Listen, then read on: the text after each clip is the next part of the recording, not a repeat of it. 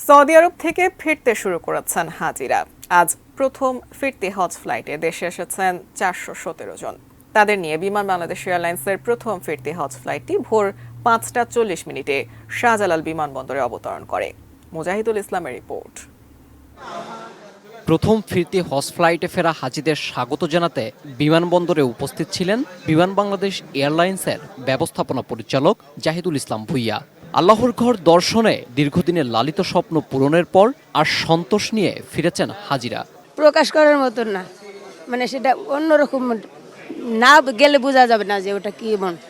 সব মানুষের ভিতর যে পশুত্ব আছে সেটা যেন ধ্বংস হয়, এই প্রার্থনা করেই আসছি। বিশ্বের নিপীড়িত মুসলমানদের জন্য, বিশেষ করে ফিলিস্তিনবাসীর জন্য আলাদা করে নাম উল্লেখ করে দোয়া করেছি। আল্লাহর প্রতি যাদের ভালোবাসা, একমাত্র তারাই বলতে পারবে অনুভূতিটা কি হয়, আর এটা ওইখানে না গেলে ফিল করা যাবে না।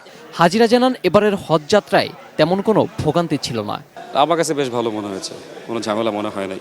তো সব কিছু আপনার টাইম টু টাইম হয়েছে, হোটেলগুলি ভালো ছিল, খাবার দাওয়া ভালো ছিল। খুব সুন্দর ছিল, আমরা সব জায়গায় সহযোগিতা পেয়েছি, খুব সুন্দর হয়েছে। লাগেজ সংগ্রহের পর হাজিদের হাতে জমজমের পানি তুলে দেওয়া হয়। পুলিশ বাহিনীর পক্ষ থেকে এ সময় তাদের শুভেচ্ছা জানানো হয়। আপনজনদের কাছে পেয়ে আবেগ আপ্লুত হয়ে যান হাজিরা। মানে এটা বলার মতো না, মানে এরকম অনুভূতি দেখা অনেক ভালো লাগতেছে। আমার অনেক ভালো লাগতেছে, মনে করি না আবার আসতে পারো।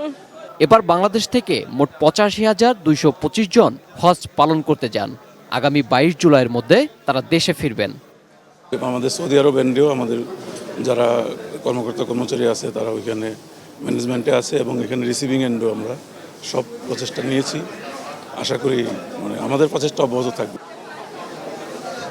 Mujahidul Islam, ATN news, Dhaka.